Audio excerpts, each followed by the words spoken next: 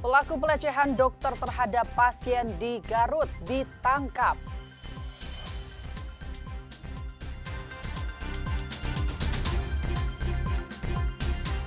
Kejati terima SPDP kasus ruda paksa di RSHS dan jadi atensi Jaksa Agung.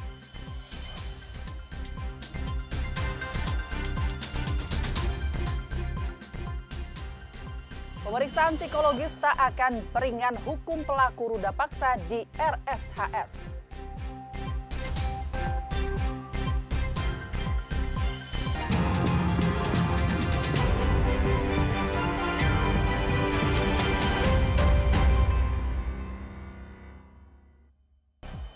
Apa kabar Anda hari ini, Saudara? Kompas Jabar akan menemani Anda selama 30 menit ke depan dengan menyuguhkan berita menarik dari sejumlah daerah di Jawa Barat. Bersama saya, Ninda Destiani, dan berikut Kompas Jabar selengkapnya.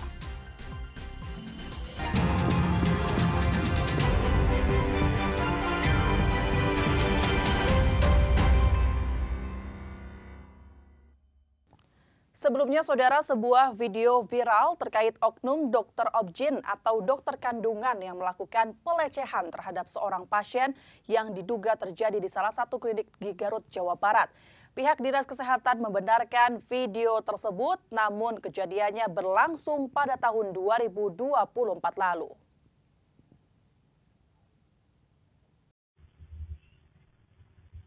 Inilah video viral yang menyebar di media sosial yang memperlihatkan oknum dokter melakukan pelecehan terhadap seorang pasien saat diperiksa kandungan. Menyikapi menyebarnya video tersebut, Kepala Dinas Kesehatan Kabupaten Garut, Jawa Barat, Lely Yuliani, angkat bicara. Lely mengatakan kasus tersebut terjadi tahun 2024 dan pihaknya harus kembali melakukan pengecekan apakah video yang menyebar terjadi di salah satu klinik di Garut atau bukan. Dan pihaknya saat ini masih membuka dokumen-dokumen mengenai kejadian ini. Kasus yang memang sudah lama sebetulnya ya, di tahun 2024. Tapi memang untuk pastinya nanti saya mungkin akan klarifikasi lagi dan cek lagi ya ke dokumen-dokumen yang waktu itu masuk ke Dinas Kesehatan. Nantilah saya lihat lagi ya itu teh. Sempat lapor, beliaunya aktif lapor atau kitanya yang dapat laporan terus manggil gitu ya. Nah, itu yang mungkin yang harus saya pastikan lagi ya. Sepertinya itu bukan di rumah sakit kita. Jajaran Kepolisian Resor Garut, Jawa Barat menangkap pelaku pelecehan terhadap pasien yang dilakukan di salah satu klinik di Garut. Namun demikian, polisi belum menetapkan status tersangka pada dokter tersebut Selasa malam 15 April 2025.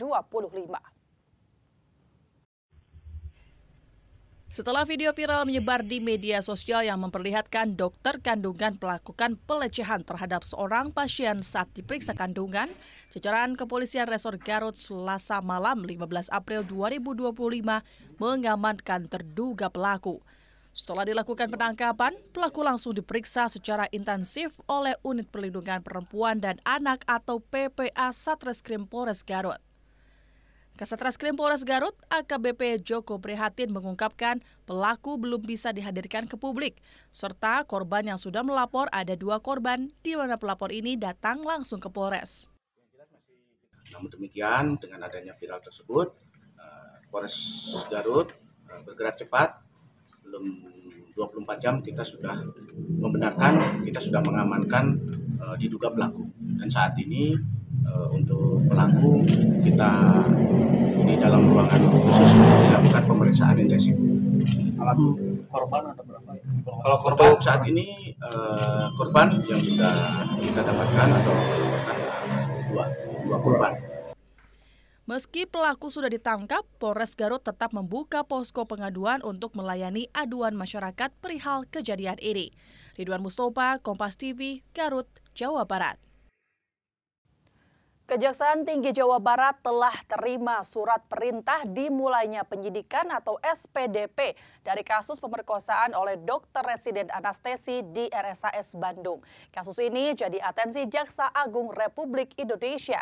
Jaksa Agung minta Kejati persiapkan JPU berintegritas untuk mengawal kasus ini.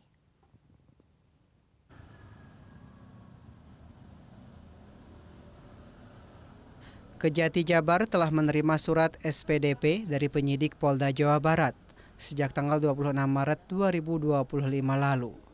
Dalam SPDP, tersangka disangkakan pasal 6 Undang-Undang Nomor 12 Tahun 2022 tentang kekerasan seksual dengan ancaman maksimal 12 tahun penjara. Kejati menyebut kasus ini menjadi atensi Jaksa Agung Republik Indonesia. Dalam kunjungan virtualnya, Jaksa Agung meminta kasus ini dikawal oleh Jaksa Penuntut Umum yang berintegritas. Kalau persiapan teman-teman jaksa yang ditunjuk akan memonitor perkara itu dari teman-teman penyidik dan juga merupakan atensi dari Bapak Jaksa Agung yang dipesankan ataupun disampaikan pada saat kunjungan kerja virtual tadi pagi. Dia menekankan kepada jaksa yang ditunjuk merupakan jaksa yang berintegritas dan profesional dalam bekerja.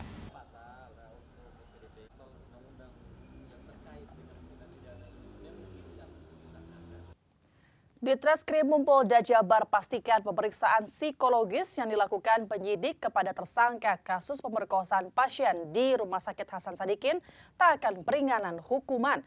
Tes psikologi dilakukan untuk memperdalam motif dari pelaku untuk memenuhi unsur-unsur pasal yang dikenakan kepada tersangka. Penyidik masih terus melengkapi pemeriksaan terkait kasus pemerkosaan oleh dokter residen anestesi Rumah Sakit Hasan Sadikin Bandung kepada 2 orang pasien dan 1 orang keluarga pasien 15 April 2025. Setidaknya ada 3 pasal, yakni pasal kekerasan seksual, pasal perbuatan berulang, serta pasal Undang-Undang Kesehatan telah dikenakan kepada tersangka. Polisi memastikan tes psikologi forensik yang dilakukan kepada tersangka tidak akan meringankan hukuman yang akan diterima. Ya, kita sudah komunikasi dengan tentu dengan rekan-rekan kita di JPU terkait dengan penerapan pasal. Kalau pasal pokoknya kan jelas, kita menggunakan pasal 6C Undang-Undang Nomor 12 Tahun 2022 tentang TPKS. Nah, ini kan ada pemberatan, pertama ada perbuatan berulang. Yang kedua, yang bersangkutan memang seorang dokter. Nah, kita komunikasikan tentu untuk penerapan pasal terkait dengan pemberatannya seperti apa nanti. Hingga kini, total 17 saksi telah diperiksa oleh penyidik dari Polda Jawa Barat. Buntut dari adanya 2 korban lain dalam kasus pemerkosaan oleh dokter residen di RSHS. Polisi mendorong masyarakat untuk melapor jika pernah menjadi korban dari Priguna Anugrah. Tim Liputan, Kompas TV, Bandung, Jawa Barat.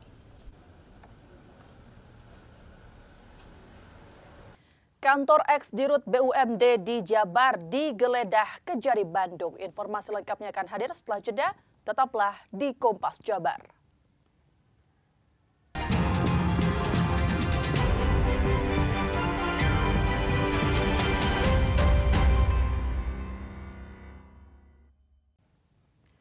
Kejaksaan Negeri Kota Bandung melakukan penggeledahan di kantor PT Energi Negeri Mandiri dan rumah ex-Dirut Migas Utama Jabar terkait dugaan tindak pidana korupsi 86 miliar rupiah berinisial BD.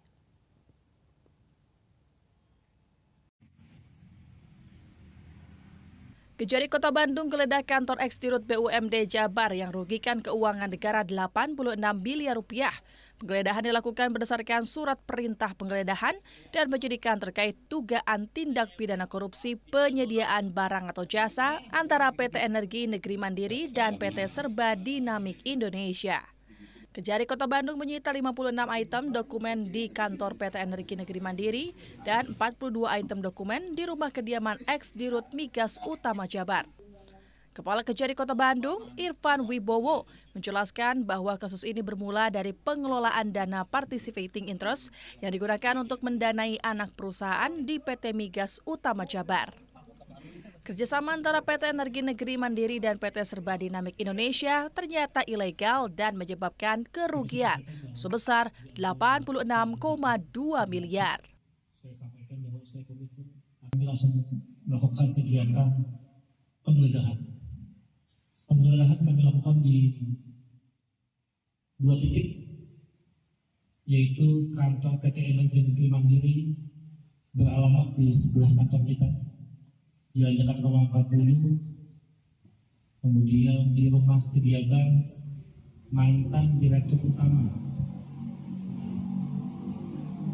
PT BUMD Migas Utama Jabar, mantan Direktur Utama. Tim penyidik Kejari Kota Bandung akan melakukan pendalaman pada dokumen-dokumen yang berhasil diamankan. Abdul Rahim, Kompas TV, Bandung, Jawa Barat. Sejumlah mahasiswa berunjuk rasa di depan kantor Balai Kota Sukabumi menuntut transparansi program wakaf. Saling dorong-mendorong pagar pun terjadi karena mahasiswa ingin bertemu wali kota. 1, 2, 3, hancurkan kawan-kawan. Saling dorong pagar Balai Kota Sukabumi terjadi antara mahasiswa yang tergabung dalam Ikatan Mahasiswa Muhammadiyah dengan petugas yang berjaga. Aksi ini dipicu karena mahasiswa ingin bertemu dan meminta penjelasan langsung dengan Wali Kota Sukabumi, Ayep Zaki, terkait program dana wakaf. Mahasiswa menuntut transparansi terkait program wakaf yang digagas oleh Wali Kota Sukabumi dan menduga adanya penyalahgunaan wewenang dalam penyaluran dana wakaf tersebut. Mahasiswa mengkhawatirkan jika proses tersebut terus dilakukan akan menjadi kecenderungan bahwa alokasi dana wakaf ini akan didahulukan pada orang-orang yang dekat dengan wali kota atau tim pemenangannya sendiri pasca pilkada. Ada 6 tuntutan terkait dana wakaf ini karena pada tanggal 27 Maret pada hari Kamis telah dilakukan MOU antara Pemkot dan YPPDB, Yayasan Pembina Pendidikan Doa Bangsa, mengenai pengelolaan dana wakaf abadi. Ini mengatasnamakan Pemkot. Artinya kalau mengatasnamakan Pemkot harus mengatasnamakan asas-asas akuntabilitas, partisipasi publik, dan transparansi. Tapi sampai hari ini kami menanyakan transparansi dana wakaf ini.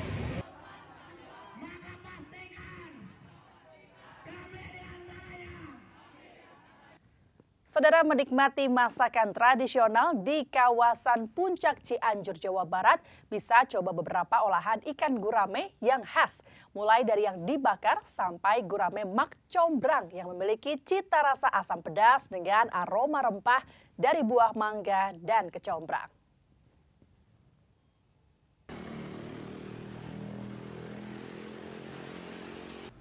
Bukan mak comblang yang merupakan perantara urusan jodoh. Tapi mak combrang yang satu ini merupakan sajian khas olahan ikan gurame ala restoran yang berada di kawasan Puncak, Kabupaten Cianjur. Ya, gurame mak combrang alias mangga dan kecombrang yang jadi menu signature di tempat ini. Guyuran saus manis pedas, sensasi asam dan aroma rempah dari buah naga dan kecombrang berpadu dengan gurih garing ikan gurame crispy goreng. Terlebih, cara olahan yang tepat dengan resep yang terjaga menjadikan menu yang satu ini banyak dipesan pengunjung saat berwisata kuliner di kawasan Puncak. Setelah dikarantina, ikan gurame segar ini langsung dilumuri tepung dan bumbu khusus untuk kemudian digoreng dengan suhu tertentu hingga garing. Setelah mulai kering, daging ikan gurame crispy disajikan dengan irisan cabai, tomat, buah mangga, dan kecombrang. Lalu diguyur saus asam manis pedas bercampur rempah. Yang banyak dipesan ini untuk makanannya sendiri apa aja sih, Pak? Bestseller kita ada gurame, ada sate, sop, dan nasi liwet, Pak. Tadi ada gurame yang memang cukup unik juga. Ini seperti apa sih, Pak? Gurame apa sih? Itu salah satu menu signature kita, Pak. Namanya kita namakan gurame macombrang. Macombrang merupakan singkatan dari mangga dan kecombrang. Dia punya tes yang pedas, asam, jadi segar, Pak, bawaannya seperti itu. Makin nikmat, ikan gurame mak combrang ini diberi irisan sayuran seperti kol dan mentimun. Menjadikan menu yang satu ini kaya akan rasa yang menyatu jadi satu. Selain menu gurame mak combrang, yang juga banyak dipesan yakni ikan gurame bakar, serta sate kambing dan sate ayam khas restoran ini sejak dulu. Kalau untuk rasa sih tasty ya. Begitu juga dapat ininya sih, gorengannya juga enak, terus asam manisnya juga dapat sih. Gitu. Terus untuk porsi bisa untuk barang-barang juga. Kalau untuk pricing sih affordable harusnya sih. View-nya enak banget, terus di sini makanannya juga enak, terus ditambah ini juga lagi hujan, jadi makin enak aja gitu, makin vibes-nya.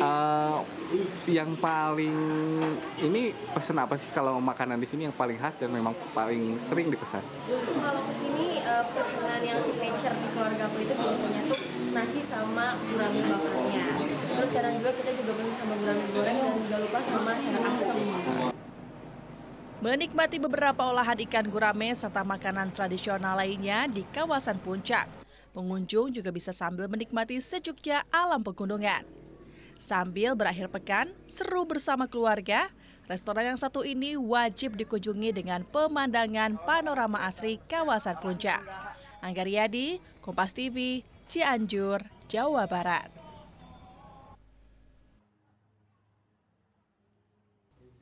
Informasi dari dunia olahraga akan segera hadir, tetaplah di Kompas Jabar.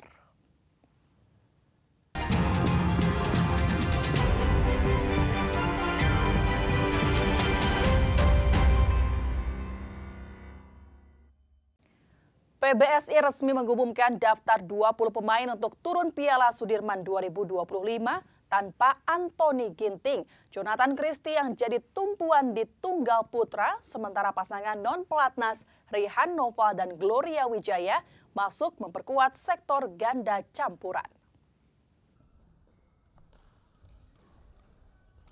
Induk Federasi Bulu Tangkis Indonesia PBSI resmi mengumumkan skuad untuk Piala Sudirman 2025. 20 pemain yang terdiri dari 12 putra dan 8 putri ditunjuk untuk membela Panji Merah Putih di ajang bergu campuran prestisius ini. Di sektor tunggal putra tanpa Anthony Ginting, Jonathan Christie akan jadi tumpuan Merah Putih meraih poin. Jojo didampingi 2 pemain muda, Alwi Farhan dan Zaki Ubaidillah. Untuk sektor tunggal putri, 2 andalan Indonesia, Gregoria Mariska dan Kutri KW siap diturunkan. Di sektor ganda putra, skuad Indonesia cukup mentereng dengan 3 pasangan berkualitas mumpuni, Fajar Alfian Rian Ardianto, Leo Roli Karnando Bagas Maulana, serta Daniel Martin Sohibul Fikri. Untuk ganda putri, Indonesia mengandalkan Febriana Kusuma Amalia Pratiwi yang dilapis pasangan Lani Tria Mayasari Siti Fadia. Fadia juga bisa diturunkan di sektor ganda campuran, berpasangan dengan Dejan Ferdinansyah. Di sektor ini, Indonesia juga membawa Rinov Rivaldi Pita Mentari serta duet non-pelatnas, Rehan Noval, Gloria Wijaya. Piala Sudirman 2025 akan digelar di kota Xiamen, Tiongkok mulai 25 April. Indonesia yang menempati unggulan kedua akan memulai perjuangan di grup D bersama Denmark, India, dan Inggris. Saudara, tak terasa sudah sampai di penghujung perjumpaan kita hari ini. Segenap kru yang bertugas pamit undur diri. Jumpa lagi esok di jam yang sama. Sampai jumpa.